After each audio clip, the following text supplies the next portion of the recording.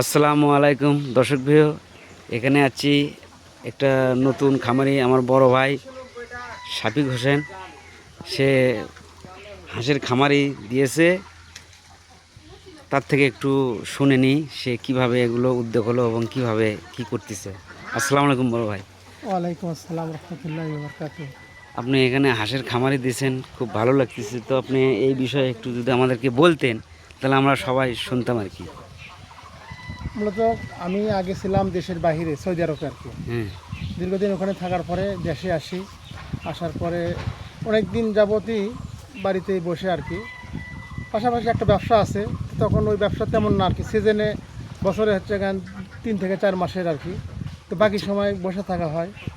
তো তখন একটা মাথায় আসলো যে কি করা যায়। হ্যাঁ। তখন চিন্তা করলাম বাড়িতে তো একটা পুকুর আছে, হ্যাঁ। এই পুকুরে মাছ চাষ করি, পাশাপাশি দেখা গেছে যে মাছের সাথে কি করা যায়। তখন এই হাঁসটা আমি মাথায় নিয়ে আসলাম যে পুকুরে মাছ চাষ হবে, পুকুরের পাড়ে হাঁসের মানে এই খামারিটা আর কি কেমন হয়, এই চিন্তাভাবনা থেকেই এইগুলো করা। এবং ইনশাল্লাহ আমি 100-200 হাঁস নিয়ে আসছি, ডিমের হাঁস। এখন বর্তমানে রানিং ডিম আছে হ্যাঁ।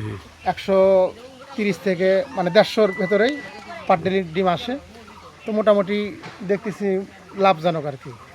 তো এটা এখন বর্তমানে আমার চিন্তা ভাবনা আছে যে আরও বড় করে কেমন করে করা যায় আর কি, এবং এটা মাছটা যেন বড় হয় কীভাবে। আপনার পুকুরটা খুব সুন্দর লাগছে। আপনার পুকুরটা কতখানি জায়গা? 2 বিঘা আর কি, ও, 2 বিঘা পুকুর। এবং পাশাপাশি এখানে যে পার মানে হাঁস হচ্ছে আর কি। পুকুরের সাইড দিয়ে গাছও সুন্দর হয়েছে। তো হাঁস কতগুলো নিয়েছেন? 100-200, 225টা। কাটছে কয়টা, মানে মারা গেছে কয়টা? না এখন মানে রানিং হাঁস তো নিয়ে আসছি, তো এগুলো হ্যাঁ। সব ঠিক আছে আর কি। ও, তা হাঁস থেকে কি লাভবান হচ্ছেন? আশাবাদী যে মোটামুটি খরচ বাদ দিয়ে কিছু থাকবে আর কি। ও, তো এটা যদি আরও বড় করে করা যায় আরও ভালো হবে আর কি। তো আমি শুনলাম আপনি আরো হাঁসের বাচ্চা নিয়েছেন, ওটা হ্যাঁ, কি আরও কারণে? 350 খাঁটি ক্যাম্পেল বাচ্চা নিয়েছি আর কি।